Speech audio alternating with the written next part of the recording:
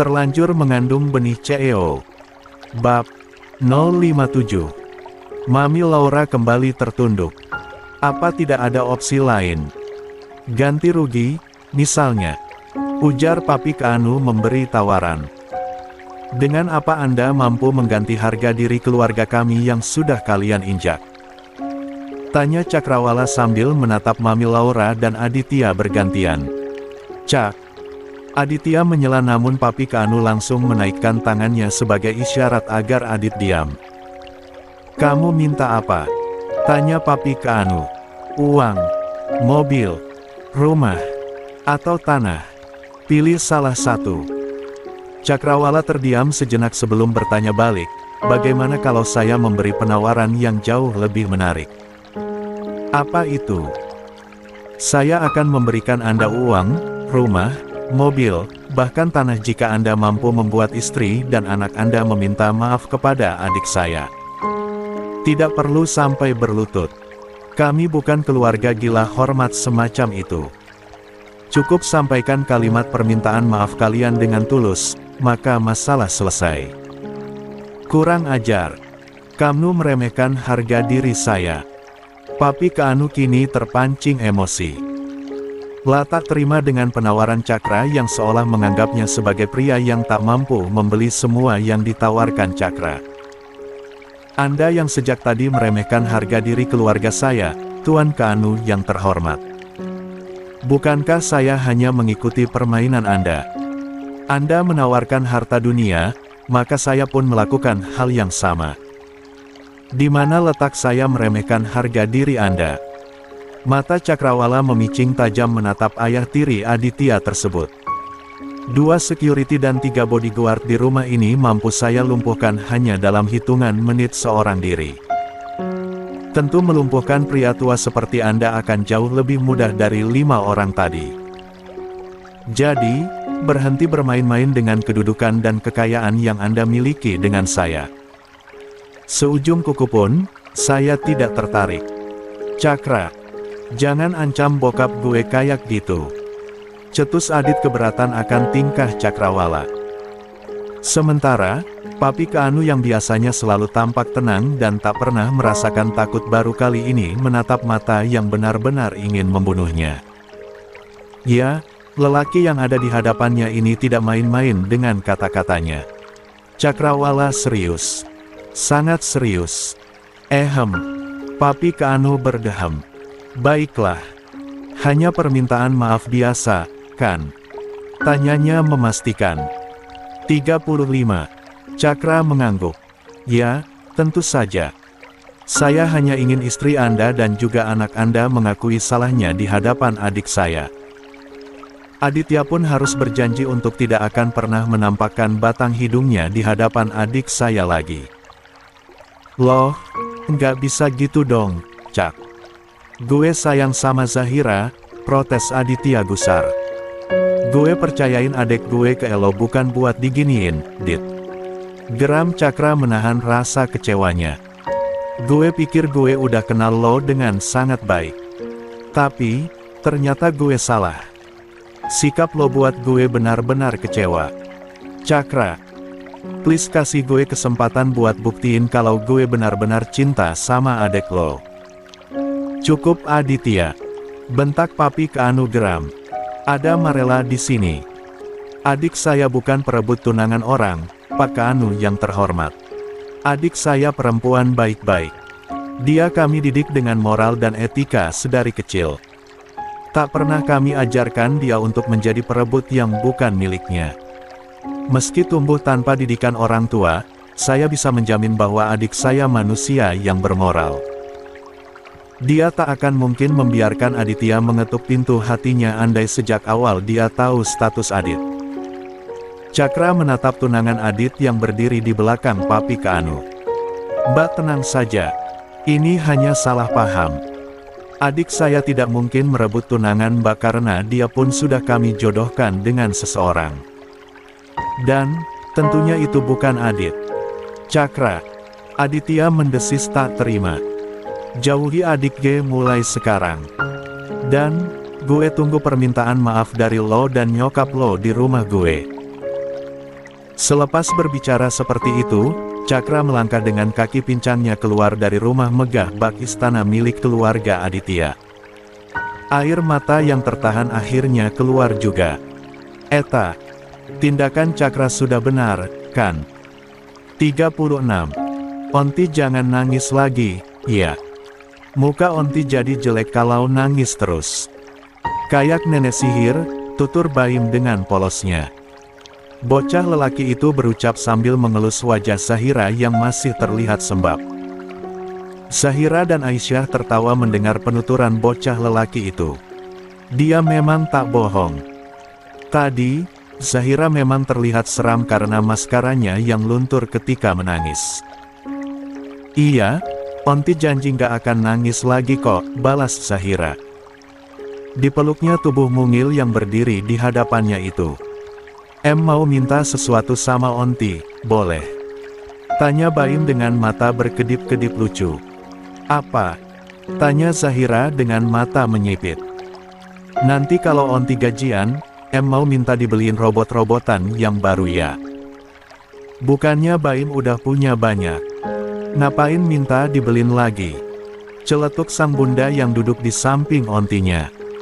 Bibir bocah itu mencebik. Maunya yang gede kayak punya Kak Irsyan loh, Bun. Irsyan, nama anak pertama Ningsih. Mereka memang kerap bermain bersama karena seringnya Ningsih yang datang ke rumah Zahira untuk memasak atau membuat kue bersama Aisyah.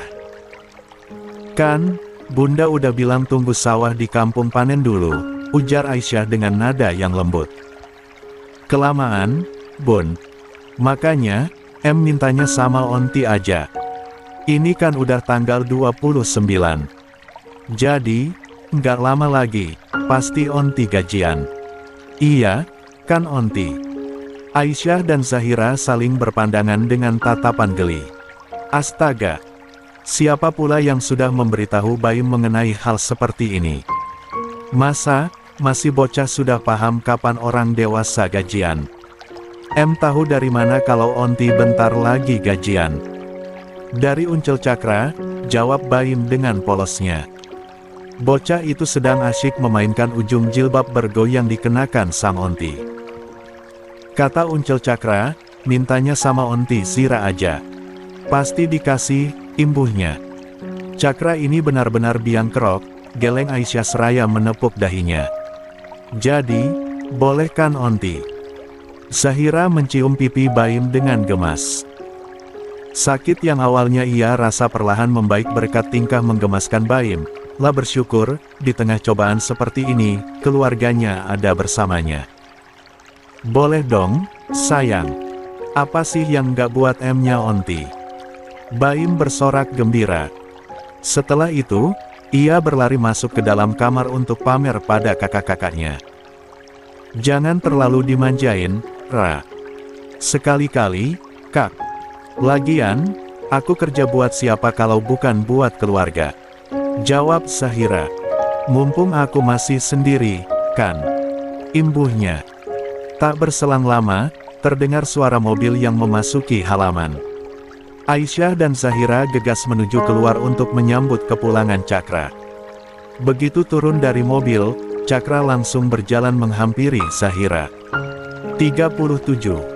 Dan langsung memeluk erat sang adik. Lagi, tangis Zahira tumpah. Bukan karena ia mengingat betapa sakitnya ditampar oleh maminya Adit. Lah menangis karena tak bisa menahan haru karena menyadari bahwa kedua kakak lelakinya benar-benar menyayanginya setulus hati. Gimana? Tanya Aisyah pada Cakrawala. Lelaki itu tersenyum. Mereka akan datang untuk meminta maaf secara resmi. Mendengar itu, hati Aisyah benar-benar merasa sangat lega. Ia mendekat, mengusap punggung Zahira yang masih betah di dalam dekapan Cakrawala. Tepat setelah Isya, keluarga Aditya benar-benar datang menepati janji. Mereka datang dengan membawa rombongan yang lumayan banyak. Selain Mami Laura, Papi Kanu dan Aditya sendiri, rupanya mereka juga membawa 6 orang bodyguard yang entah untuk apa. Setelah dipersilahkan masuk, Papi Kanu langsung masuk ke inti pembicaraan. Ditatapnya tajam Zahira yang duduk diapit oleh Chandra dan Aisyah. Sementara, Cakrawala duduk di sofa tunggal di sebelah kanan Chandra. Langsung saja, saya mewakili anak dan istri saya meminta maaf atas kesalahpahaman yang sudah terjadi. Saya harap, Zahira sudi memaafkan dan menganggap kejadian ini tak pernah terjadi, ucap Papi Kaanu. Baik Chandra maupun Cakra tertawa mendengar permintaan maaf yang diutarakan oleh Papi Aditya. Keduanya saling pandang lalu kompak menggeleng. Apa begini etika orang yang sedang meminta maaf dengan tulus, Bapak Kaanu yang terhormat? Tanya Cakrawala. Papi Kaanu menegakkan punggungnya. Wajahnya langsung tegang mendengar sindiran menohok dari Cakrawala. Apa yang salah dari permintaan maaf saya? Tanya lelaki paruh baya itu. Anda lupa dengan permintaan saya sewaktu di rumah Anda tadi. Cakrawala menatap tajam Papi sahabatnya tersebut. Saya bilang, istri dan anak Anda yang harus minta maaf. Bukan Anda. Papi Kaanu melirik sang istri yang duduk di sebelahnya. Dagunya terangkat memberi isyarat agar sang istri segera membuka mulut. Sambil mendengkus, Mami Laura mau tak mau menuruti keinginan sang suami. Maafkan atas perbuatan saya tadi sore, Nak Zahira. Tante tadi hanya kebawa emosi, ucap Mami Laura dengan berat hati. Mau bagaimana lagi? Jika menuruti ego, maka permintaan maaf itu tak akan pernah keluar dari mulutnya. Tapi, ini adalah permintaan sang suami. Tentu dia harus mematuhi jika tak ingin suaminya marah. Zahira menghela napas dalam. Ditatapnya Chandra dan Aisyah secara bergantian meminta dukungan. Aisyah langsung menggenggam tangannya sementara Chandra mengusap punggungnya naik turun. Baik, saya maafkan.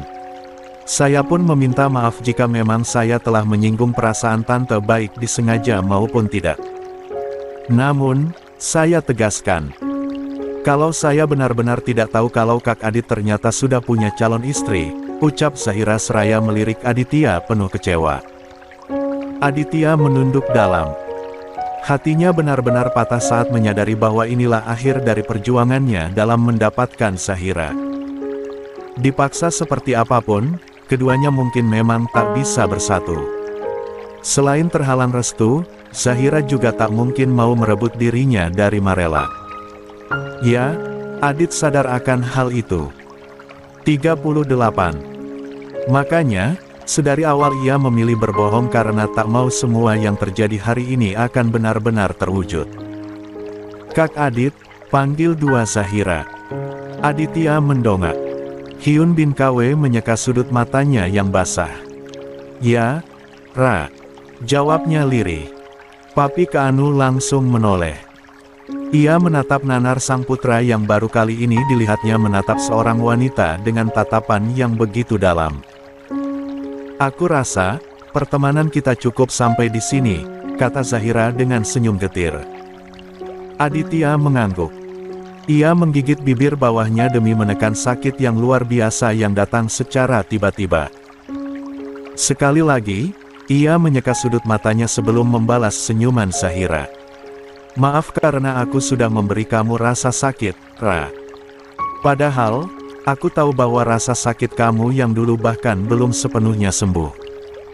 Sekali lagi, aku minta maaf. Lirih Aditya. Zahira menggeleng. Insya Allah aku baik-baik aja, Kak Adit. Aku berdoa dengan tulus semoga Kak Adit dan Marella bahagia dunia akhirat. Aditya mengangguk. Namun, ia tak mengaminkan doa tulus yang diberikan Zahira. Marella bukan masa depan yang Adit inginkan. Baginya, gadis itu tak lebih dari batu sandungan yang menggugurkan seluruh mimpinya untuk bersanding dengan wanita yang sungguh-sungguh Adit cintai. Papi Kaanu menatap dalam sang putra. Ia tahu bahwa putranya sedang terluka. Sebagai seorang ayah, ia dapat merasakan penderitaan Aditya. Namun, apa yang bisa dia lakukan? Segalanya sudah sangat terlambat. Ikatan yang sudah ia jalin dengan keluarga Marella terlanjur sudah sangat erat. Sulit untuk dilepas begitu saja. Kalau begitu, bolehkan kami pamit sekarang? Saya rasa, urusan kita sudah selesai, ucap Papi ke Anu kemudian. Chandra mengangguk. Silahkan. Saya juga tidak mau kalian berlama-lama di sini. Jujur saja, para bodyguard Anda membuat suasana rumah kami tiba-tiba mencekam. Papi ke Anu berdeham. Jelas, dia tersinggung dengan ucapan Chandra. Tanpa basa-basi lagi, ia berdiri dari duduknya lalu melenggang cepat keluar dari sana. Aditya. Panggilnya ketika menyadari bahwa Adit masih betah duduk di tempatnya. Iya, Pi, jawab Aditya. Adit boleh bicara sebentar lagi dengan mereka. Papi ke Anu diam. Hanya 5 menit, mohon Aditya lewat tatapan matanya. Papi ke Anu menghela napas dalam. Baiklah. Hanya 5 menit. Ayo, Mi. Ia menarik tangan sang istri menuju mobil mereka. Setelah Papi dan Mami nyaber lalu, Aditya kemudian mengutarakan isi hati yang masih belum sepenuhnya tersampaikan kepada Zahira. Setidaknya, walau harus berpisah, dia ingin Zahira tahu bahwa tak ada sedikit pun niatnya untuk menipu wanita itu. Aku minta maaf karena nggak jujur sejak awal tentang Marella, Ra. Semua aku lakukan karena takut kamu akan menjauh. Andai kamu mau menerima aku, kita bisa berjuang sama-sama, Ra. Kita bisa hadapi semua badai ini sama-sama. Chandra sudah ingin menyahut. Namun, Zahira memegang bahu sang kakak kemudian menggelengkan. 39. Kepala. Setelah Chandra tenang, perempuan itu pun menatap Aditya dengan wajah tersenyum. Apa Kak Adit lupa kalau aku pernah merasakan sakitnya ketika pasanganku direbut? Tanya Zahira. Walau status Kak Adit dan Marella masih tunangan, tapi tetap saja aku nggak mau menjadi penyebab patahnya hati perempuan lain. Aku nggak setega itu, Kak. Aditya mengusap wajahnya kasar. Benar, kan dugaannya. Zahira tak mungkin tega merebutnya dari Marella. Kalau suatu hari aku dan Marella nggak jadi nikah, boleh aku kembali berharap sama kamu, Ra. Berhenti berharap lagi pada adikku, Dit. Sergah Chandra. Sekalipun kamu tidak berjodoh dengan Marella, namun bukan berarti kamu boleh mendekati adikku lagi. Tapi, Mas, lihatlah tingkah kedua orang tuamu, Aditya. Kata Chandra. Kamu dengar bagaimana cara papimu itu meminta maaf. Kamu dengar cara mamimu juga meminta maaf. Chandra menjeda. Kami bukan orang bodoh yang tidak tahu bahwa tak sedikit pun ketulusan yang terkandung dalam kalimat permintaan maaf mereka. Dan, apa kamu lihat bodyguard yang mereka bawa? Untuk apa semua itu? Apa kalian pikir, kami akan membunuh kalian begitu kalian memasuki rumah kami? Mas, nggak seperti itu, sangkal Aditya. Lalu, seperti apa? Tanya Chandra menggebu. Kami bukan kriminal, Aditya. Tak perlu kalian bawakan kami 6 orang bodyguard berbadan besar seperti itu. Aditya menghela napas panjang. Arg. Zahira benar-benar sulit untuk ia jangkau lagi. Maaf, Mas. Atas nama kedua orang tua saya benar-benar minta maaf jika Mas Chandra tersinggung dengan keberadaan bodyguard papi saya, ucap Aditya dengan kepala tertunduk. Setelah ini, enyahlah selama-lamanya dari kehidupan Zahira. Karena setelah ini, dia akan saya nikahkan dengan pria baik yang keluarganya sudi menerima adik kami dengan tangan terbuka tanpa memandang statusnya. Bang! Lirih Zahira tersentak. Ini sudah menjadi keputusan abang, Dek. Kali ini, kamu harus patuh pada abang. Tegas Chandra pada sang adik. Zahira tertegun. Otaknya seketika tak mampu memikirkan apa-apa. Sementara, Aditya tak kalah syok dengan Zahira. Ibarat kata, hatinya yang sudah dipatahkan kembali diinjak-injak hingga remuk tak bersisa. Zahira akan menikah. Tanyanya setengah tak percaya. Chandra mengangguk. Ya. Dan tentunya, calon suami Zahira bukan penipu seperti kamu. Sepanjang perjalanan pulang, Aditya tak mampu berpikir apa-apa lagi. Dunianya seperti sedang mengalami kiamat saat tahu bahwa Zahira sebentar lagi akan menikah. Di benaknya, terbersit tanya, siapa pria beruntung yang telah berhasil meluluhkan hati para kakak Zahira? Apakah salah satu teman dari Cakra yang kemungkinan juga adalah temannya? Atau, bisa saja keluarga jauh dari Zahira sendiri? Semakin dipikirkan, Aditya merasa semakin ingin gila. Om, Tante, sudah pulang. Sapa Marella dengan senyuman. Lah baru saja ingin pulang ketika para tuan rumah ternyata baru datang. Sudah lama, Mar? Tanya Papi Keanu pada calon menantu idamannya. Enggak juga, Om. Baru sekitar 5 menitan. 40. Kamu kenapa datang malam-malam ke sini, Mar? Tanya Mami Laura yang langsung menggandeng calon menantunya untuk duduk di sofa ruang tamu. Marella tersenyum. Tadi, Marella bawain oleh-oleh buat Om, Tante dan Mas Adit dari Dedi. Udah Marella titipin ke Mbak Sarmi tadi. Dedi kamu pakai repot-repot segala sih, Mar. Tante kan jadi nggak enak, ucap Mami Laura. Nggak ngerepotin sama sekali kok, Tan. Sekalian, Dedi juga titip salam buat Om Keanu. Katanya, maaf belum bisa ketemuan untuk beberapa hari ke depan karena lagi pengen istirahat total di rumah. Kondisi jantung Dedi kamu, gimana Mar? Tanya Papi Keanu. Marella menghela napas berat. Masih gitu-gitu aja, Om. Makanya, saat ini Dedi memilih untuk istirahat full selama beberapa hari. Dadanya tiba-tiba sakit pas pesawatnya mendarat di bandara tadi sore. Bukannya ada rencana buat pasang ring jantung. Ada. Tapi, sayangnya Dedi masih belum siap. Dia takut kalau seandainya dia menghembuskan napas terakhirnya di meja operasi dan gak bisa mendampingi aku di acara pernikahanku kelak, lirih Marella sambil tertunduk. Om pasti tahu sendiri kalau impian terbesar Dedi aku adalah menikahkan aku secara langsung dengan laki-laki yang kelak akan jadi imamku. Diam-diam, Marella melirik Aditya yang duduk berhadapan dengannya. Gadis itu penasaran dengan reaksi sang tunangan ketika dirinya menyinggung hal tersebut.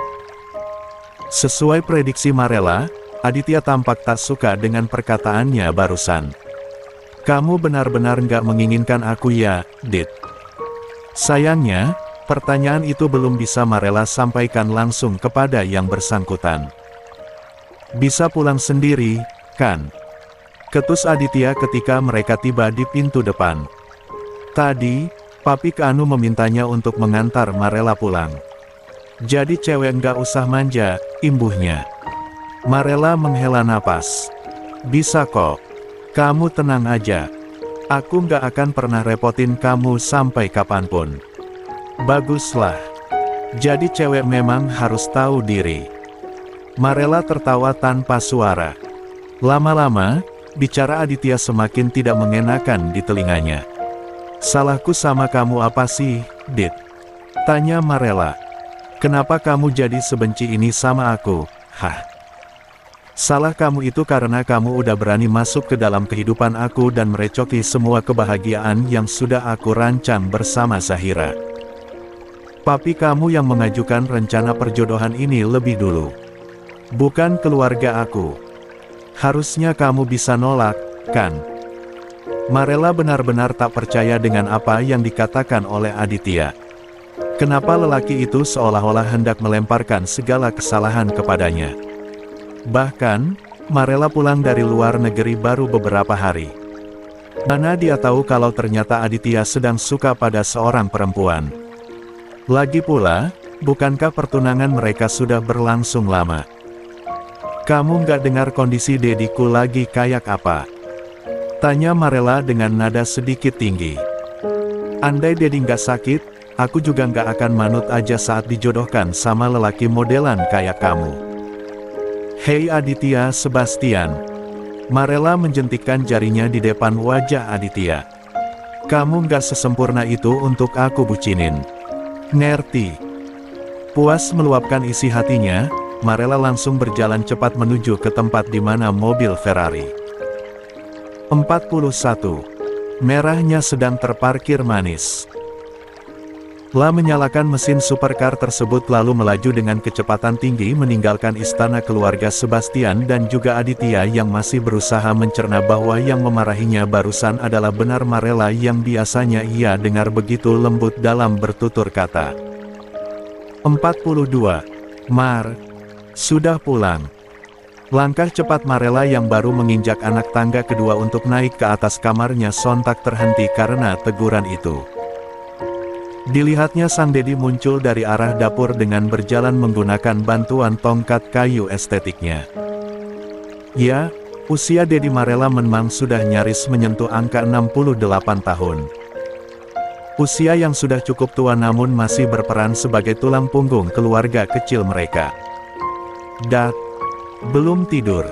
tanya Marella. La bergerak menghampiri sang Dedi lalu membantu pria parubaya berdarah Jerman tersebut untuk duduk di sofa. "Dedi nggak bisa tidur." "Belum ngantuk," jawab sang Dedi yang memiliki nama asli Hans Albers tersebut. "Tadi ketemu sama Om Kanu dan Tante Laura." "Nggak." Marella mengangguk. "Kalau sama Adit." Gadis berusia 28 tahun tersebut sedikit memaksa untuk tersenyum. "Sudah sejauh mana hubungan kamu sama Adit?" tanya Dedi Hans penasaran akan hubungan sang putri tunggal dengan anak sahabat baiknya. Gadis bermata hazel yang duduk di sampingnya nampak tertegun sesaat. "Kalau misalnya Marella nggak mau ngelanjutin pertunangan ini, gimana Dat?" tanya Marella sedikit berdebar. Sedetik, 2 detik, hingga ketiga detik, Dedi Hans belum merespon apa-apa. Hal tersebut sontak membuat Marella tertunduk dalam kemudian meraih tangan Dedinya berniat untuk meminta maaf. Namun, belum sempat permintaan maaf itu terrealisasi, rupanya Dedi Hans lebih dulu sudah angkat bicara. "Apa kamu tidak menyukai Aditya?" tanya Dedi Hans pada putri kesayangannya. Yang ditanya malah bungkam. Marella tertunduk dengan pikiran yang sibuk merangkai kata yang tepat untuk menjawab pertanyaan sang Dedi.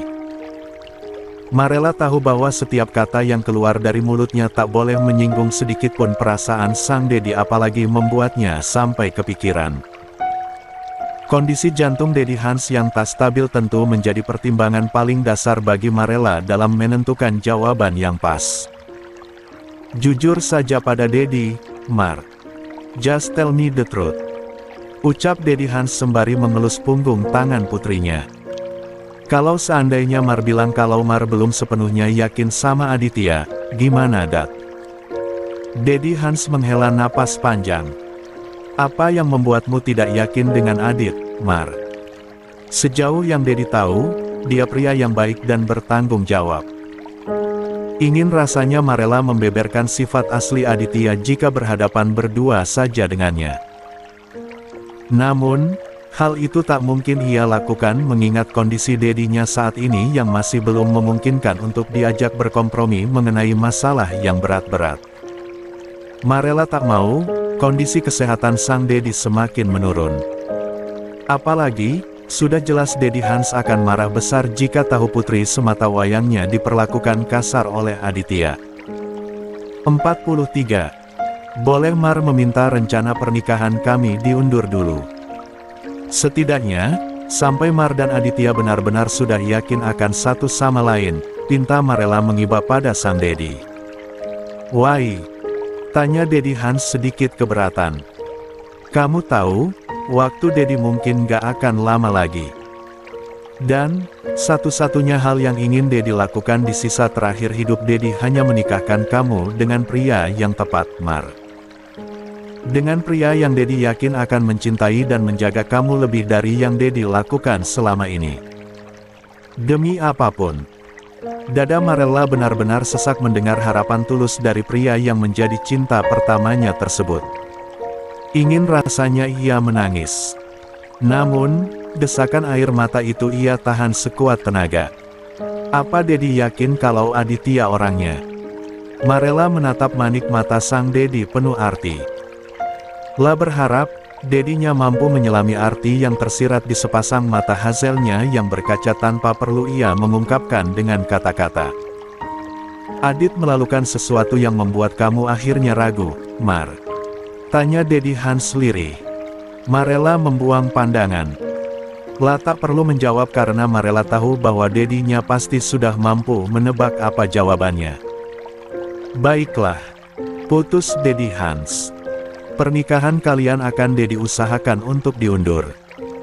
Dedi tak bisa langsung membatalkan begitu saja jika itu yang sedari tadi ingin coba kamu sampaikan kepada Dedi. Perjodohan ini digagaskan langsung oleh Om Kaanu. Tentu, Dedi tak bisa seenaknya membatalkan begitu saja karena nama baik keluarga kita dan nama baik keluarga Om Kaanu pasti akan dipertaruhkan. Selain itu, Om Kaanu juga pasti akan sangat kecewa. Mar mengerti, Dak. Angguk Marella tersenyum. Ia mencium punggung tangan sang Dedi lalu memeluk pria parubaya berperut buncit tersebut dengan sayang. Lihatlah. Marella akan tunjukkan kepada Aditya bahwa dirinya tidak sebucin itu. Memangnya, Aditya pikir hanya dirinya saja yang harus mengorbankan cintanya karena perjodohan ini. Ya, Marella pun sama. Hanya saja, ia tak mau menyalahkan siapapun atas pupusnya harapan cinta dengan lelaki yang ia idamkan sejak lama. Menurut Marella, tak ada yang patut disalahkan karena sejatinya memang tak ada yang salah. Cintanya tak salah. Orang tua yang menjodohkannya pun tak salah.